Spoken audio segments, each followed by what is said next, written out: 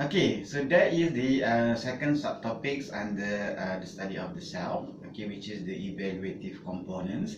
So the first part is the descriptive components, the second part is the evaluative components, which we talk about self-esteem, and the last part, or the third part, we are going to look into the social components of the self, which mainly look into social identity. Okay, so what is social identity? So social identity refers to the self that we show to others. Okay, what do we portray ourselves to the public? What do we portray ourselves to the social setting? What do we portray ourselves to our friends?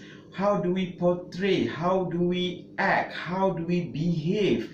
How do we show characters to the social setting? So social identity refers to self that we show to others, part of ourselves that we use to create an impression. Okay, how do we want people to think about us? Okay, to let others know who we are and what they can expect from us. So that is basically our identity, or our social identity. So social identity is different from self-concepts, and because identity contains elements that are socially observable. Okay, they are socially observable. That's why if you remember, when we discussed about self-esteem, not today, okay, before, previously, and when we discuss about personality traits, okay, excuse me, when we discuss about personality traits, for examples, those are the disposition inside that are directing, that are showing tendency of our behavior, which is not observable. What are observable are the manifestation of that personality traits. The manifestation of personality traits can be in the form of personality states, can be in the form of behavior, can be in the form of emotion, can be in the form of the way we think. Okay, so those are basically the manifestation of our personality traits. So in this part, social identity is the manifestation of our self-concepts, which is our social identity. There are some parts of our identity are hidden that the public do not know. Okay, only we realize it. Okay, I give you examples. I do believe that I am a shy person, but people who look at me, they don't think that I am a shy person, because the characteristics, the behavior, the impression that they got from me is I'm a talkative, I'm not shy, I'm not running away from people, so I am still involved in social interaction. So different social identity are different from self-concepts, because identity contains elements that are socially observable, publicly available expression of oneself. This public can see, public can observe, and public can evaluate someone's characteristic which relate to their identity. So what is the nature of the identity? So identity have two key features. Okay, someone's in the public, when people see us, people will recognize our identity as someone who are proactive, someone who are creative, someone who are charismatic. They evaluate from two key features, which are continuity and contrast. These two work hand in hand, enhancing between each other. What is continuity? When they look into our identity, or when we look at other people's, and how can we regard someone's identity, we look whether we can count on you to be the same person tomorrow as you are today. In other words, it's just like consistency. If you remember back, when we talk about issues of personality traits, consistency over times. This is the part which involves consistency over time, whereby when we want to regard someone as charismatic, he or she is not only charismatic today, but yesterday he or she is the same person who are showing charismatic, showing leadership character, leadership quality. And tomorrow and day after that, next week, next month, we are projecting, we are thinking that the persons are going to show the same thing. If you know the persons for the last 2 semesters, for examples, and you regard him or regard her as a leader, as a charismatic person, so you are basically evaluating in terms of continuity of that identity. And another features of identity is contrast. What you mean by contrast? Contrast here means that our social identity differentiates us from others. It's unique to us. Okay, it's not the same as others. Okay, and makes you unique in the eyes of others. It's different. Okay, you cannot say that all of us are charismatic. No. Okay, when you regard your friend as charismatic, it shows that he or she have higher or better or more charisma as compared to the other friends. Okay, the other person, the other classmate, the other colleagues, for example. If you regard someone as talkative, he is more talkative than the average person that you know in your class. Okay, if people ask you, what is the characteristic of your best friend? You say that my best friend is happy-go-lucky. It shows that that happy-go-lucky is not the same as your happy-go-lucky. Why? Because it differentiates. Okay, when we talk about identity, one is uniqueness. Okay, it's only involve that person and is on the long-term basis, continuity and consistency across time. So these is the 2 features of social identity. Okay, when we talk about social identity, when we talk about features, people develops their own identity. Okay, it's not like it's born within them. Okay, some parts of genetic, heritage and family factors does play a role. However, we have our own identity development. So how do we adopt, how do we create, or how do we develop, or how do we train to be someone that can be recognized by others as someone who are charismatic, someone who are creative, someone who are adventurous, someone who are extreme, for example. So how do we develop this personality? Okay, how do we develop this social identity? So identity developments can be achieved through 2 ways. One is through experimenting ourselves. Second is adopting a ready-made social roles. So how do we develop identity development? Through experimenting with different identities. Okay, I do not know whether you have done it or not. Okay, while we are growing up, okay, when we see, when we go to secondary school, for example, we have some of our seniors who are Form 3, Form 5, while we are only on Form 1. There are some people that we are so admired in terms of their character, in terms of their body posture, in terms of their interaction, in terms of the way they speak. Sometimes we imitate. Okay, we want to be like that seniors. Okay, we want to be like him, we want to be like her. So we try to imitate. Okay, we try to react, we try to act like that person. Okay, or maybe that sometimes you are more modern nowadays, that you look at your celebrity of your, okay, the admirer, okay, your celebrity that you like. Okay, you follow their dressings. Okay, you try to imitate the way they speak, for example. So if you are doing this, you are basically experimenting with different identities.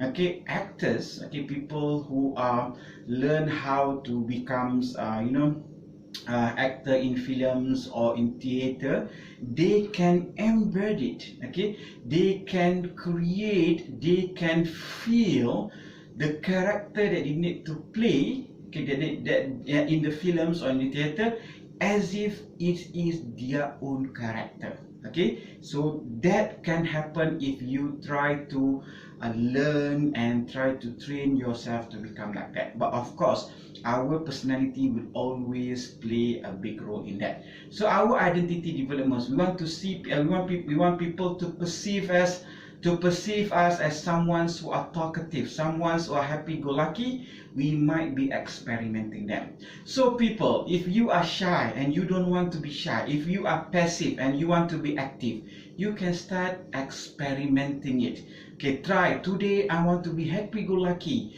Today I want to be adventurous, and try to experimenting them.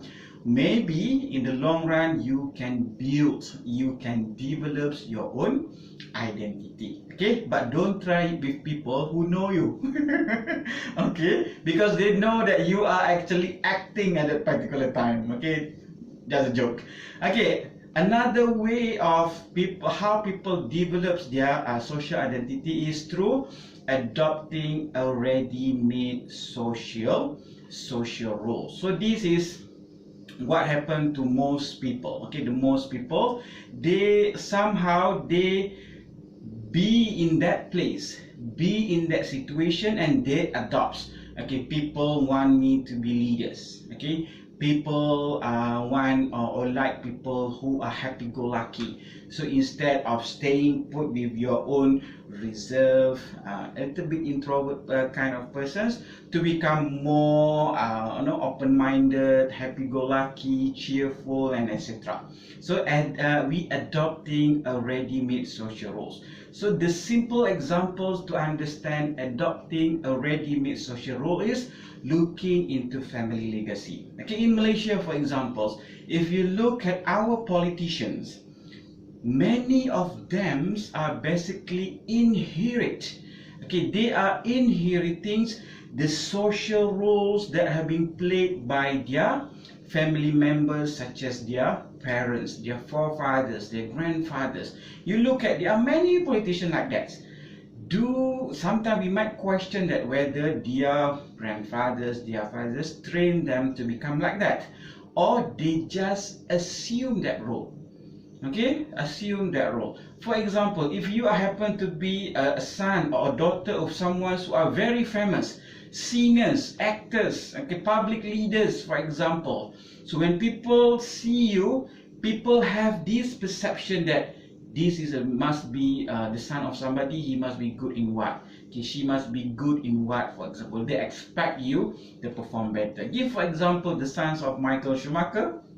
So now people expect him to imitate or to follow the footsteps of his father to become a great F1 driver as well. Okay, so you can look at around you. There are many people who are adopting. Okay, nowadays people are talking about Mat Kilau, the movie, for example. Okay, Shamsul Yusof is the sons of a great former director, which is Yusuf Haslam, for example. So do Yusuf Haslam train him, or he assumed that role because of the family legacy? So adopting the family legacy in politics, in business, in social standings, in culture, in everything, could also portray or shape someone's social identity. Okay, so when we talk about identity, when we talk about social identity, and you learn this also in developmental psychology, for examples, we also come across identity crisis. Okay, identity crisis. So what is identity crisis? Identity crisis is the feelings of anxiety that accompanies efforts to define or to redefine one's individuality and social reputation. Okay, give examples, the family legacy. Okay, we just discussed about social identity developments. People who adopt, okay, people who adopt family legacy, but sometimes they don't want to adopt. Okay, they don't want to become politicians. They don't want to become singers like their parents. Okay, they don't want to become athletes like their forefathers, like their grandfathers. But other people, the society, the community expect them to become like that. Okay, so it could make people have this identity crisis. They don't want to become like that. They don't like to become like that, but people or social reputations trying to shape their own identity. So they are losing their own sense of individuality. Okay, so identity crisis could happen in this case, and most likely, okay, identity crisis most likely to occur during adolescence or during middle adulthood. And this is the two developmental stages. During the adolescence, you know that at that particular times, people are starting to have their own identity, and people talk that teenagers are rebellious. Okay, they have their own thoughts, they think that adults don't understand, etc. So that is during identity development. During middle adulthood is one of the most important stages, when they re-evaluate themselves, and they want to channel back who they are and who they want to be. And sometimes identity crisis can occur multiple times for certain people. Okay, and sometimes people don't have this identity crisis. Okay, they maybe have once during their teenagers years, when they have this during their identity development. Sorry, okay, but that's the only one. Okay, but some people, they have it many times. Okay, they have many times. Okay, so there are two types of identity crisis. Which one? Yeah, the first one is identity deficits, and the other one is identity conflict. Okay, identity deficits and identity conflicts. So when identity deficit happen, okay, it happens when a person has not formed an adequate identity, and thus has trouble making major decisions. Just take for example, you are growing up in a family who are active in politics. Okay, you personally, you don't like politics, you don't want to be active in politics, but whatever you have been doing is your father are influencing you, your mother are encouraging you, your older siblings are always scolding you to become like this, not to become like that, for examples. So you don't have a firm identity about yourself, who you want to be. Okay, in this case, when you don't even know what or who you want to be, you might have been experiencing identity deficits. Okay, when you don't have or you don't form an adequate identity of yourself, you let others shape and influence your own identity. And this identity deficits often occurs when a person has discarded all values and goals. Okay, you want to be artist, suddenly your parents, your family want you to become politicians. Okay, so your values of artists, that you are valuing culture, arts, creativity. Okay, you want to entertain. Okay, that is your sense of satisfaction and fulfillment and accomplishments. But suddenly your family want you to become like that. So when you in the middle of your adulthood, for example, you discard your own values of culture, freedom, creativity, and entertainment, so you might experience identity deficits. Okay, that is the first one, the first types of identity crisis. The second type of identity crisis is identity conflict. Okay, identity conflict involve an incompatible between two or more aspects of identity. Okay, they are not compatible. Okay, for example, you can take my case. Okay, I say that I like to teach. For example, I say that I like to give understanding to students. So might be that I am suitable in the education's career, regardless whether you become an academics lecturer or teachers, for example. But at the same time, you cannot have conflicting values. Okay, when you regard yourself as someone who are low in terms of intellectuals. Okay, you are not clever persons, you are not intelligent persons. So these two do not match. Okay, do not match. So when it do not match, it will create conflicts. Do you want to become a lecturer? Yes for one part, no for another part. That cannot happen. Okay, that cannot happen. So if, say for examples, you want to be politicians, but you don't want to be leaders. So it cannot work like that, because they goes hand in hand. If you want to be a politician, at the same time, you must have leadership qualities. Why? These complement each other. If you want to be politicians and at the same times you don't want to be leaders, you will face identity conflicts. Another example, celebrity. You want to be popular, you want to be celebrity, but at the same time you want privacy. It's not going to happen. Why? Because the life of celebrity will always be on the lens of the camera. People are looking at you, people are watching you, people will always scrutinize whatever you do. Your dresses, your behavior, your social activities, everything, people are looking at you. If you want to be celebrity but at the same time you want privacy, you are going to face identity conflicts.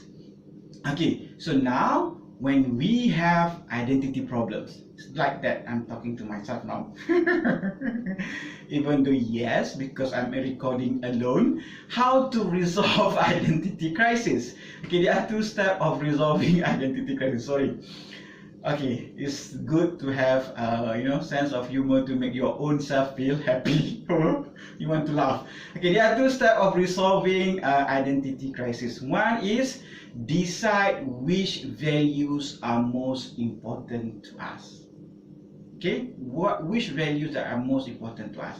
Remember that people can have identity crisis if they discard their old values or they have two contradicting values. And then now you have to evaluate which of the values are the most important to you. And if you already decide one over two, A over B, C over Z, then you have to stick with that. Okay, so for example, in my case, for example, if I decided I wanted to teach, okay, even though I'm not intelligent, then if the most important value for you is teaching, okay, educating, stick with that, ignore the other one, ignore the one that are conflicting. Okay, that is the first steps. Don't tell me that. Okay, the second one, the second steps, how can we resolve identity crisis? People can transform abstract values into desires and actual behaviors. Okay, in other words, okay, we can create another values, we can develop another values, we can adopt another values and make these new values as our goals. Okay, our goals, our desire, our motivation, our inspirations, and we act to achieve that. We act, we perform, we do. Okay, we make an effort, we are committed to achieve that goals, so that this will help us to resolve our identity crisis. Okay, so that is everything that we need to discuss about the self. Okay, so the first component is the descriptive components. The second component is the evaluative components. The third component just now is the social components. When we want to see our own self in terms of description, how can we describe ourselves? We are talking from the self-concept perspective. When we want to evaluate, are we a good person? Am I a good person? Am I a worthy person? We are discussing from the self-esteem perspective. When we talk about who we are in social setting, okay, social component of the self, we are talking about social identity. So these are basically everything that we have discussed throughout this couple of videos. I have to make it a shorter videos for requirements of UTM MOOCs. So we have talked about development of the self-concepts and self-schema and self-schemata. And the self-concept, we talk about evaluation of oneself and the self-esteem and research on self-esteem. And just now we've talked about the nature of identity, identity developments and identity crisis, and the social identity, the social components of the self. That's all for this lecture. Thank you very much.